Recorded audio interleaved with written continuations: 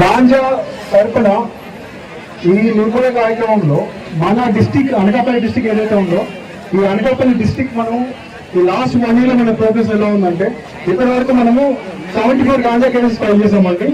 అలాగే మొత్తం మనము 4,900 కేజీ గాంజా సీజ్ చేసాము. అలాగే 59 vehicles ganja rate vehicles seize చేసాము. అలాగే గాంజా రిలేటెడ్ ట్రాఫికింగ్ లో మనము కంటిన్యూస్ గా చెక్ పోస్ట్ పెట్టి మానిటర్ చేస్తున్నాము. డ్రోన్స్ ఉన్నాయి మనకి.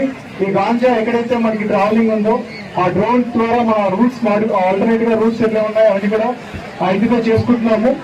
Any kind of ganja vehicle అనేది మన డిస్ట్రిక్ట్ లో పాస్ అయితే డెఫినెట్ గా మన దగ్గర ఇన్ఫర్మేషన్ తో మనం వాటిని సీజ్ చేయడం జరుగుతుంది. అలా ఖచ్చితంగా కేసు కూడా కట్టడం జరుగుతుంది.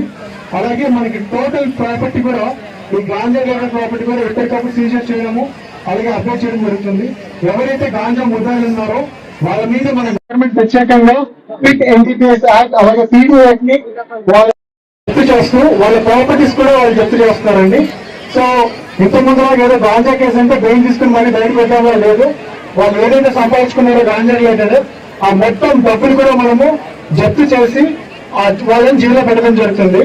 అలాగే మనము సంకల్పం అనే పేరుతో ఆల్మోస్ట్ గాంజా రిలేటెడ్ యాక్టివిటీస్ అని కూడా మనము అవేర్నెస్ యాక్టివిటీస్ క్రియేట్ చేస్తున్నాము. మనకి మన గవర్నమెంట్ డెడికేటెడ్ గా ఒక ఈగల్ అని ఒక డిపార్ట్మెంట్ క్రియేట్ చేశారండి.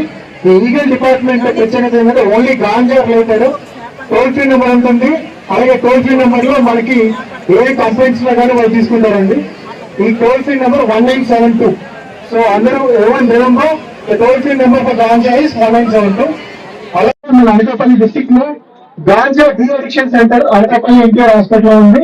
సో మనకు కావాల్సిన సెంటర్ ఎవరైతే గాంజా బారిన పడ్డారో వాళ్ళ మీద డి అడిక్షన్ కూడా క్రియేట్ చేయడం జరుగుతుంది. అలాగే మనకి డెడికేటెడ్ గా ఎన్టీపీఎస్ సెల్ ఉంది, ఈగల్ సెల్ ఉంది. సో పోలీస్ తరఫున మీరు చెప్పేది ఒకటే, గాంజా కానీ ఎటువంటి మత్తు పదార్థాలు కానీ ఒకసారి వ్యసనం స్టార్ట్ అయిన తర్వాత మళ్ళీ దాని నుంచి బయటికి రాలేరు. సో దాన్ని మొక్కగా ఉన్నప్పుడే మనం తెంచుకోవాలి. మీ ఫ్రెండ్స్ కానీ మీ ఇంట్లో వాళ్ళు కానీ ఎవరైనా కానీ గాంజా లేదా ఎనీ కైండ్ ఆఫ్ డ్రగ్స్ కి అలవాటు పడినట్లయితే డెఫినెట్ గా అది పోలీసులకు కానీ మీ స్కూల్లో వాళ్ళకి ఇన్ఫార్మ్ చేయండి. వాళ్ళ మీద డెఫినెట్ గా యాక్షన్ తీసుకుంటాము. ఇప్పుడు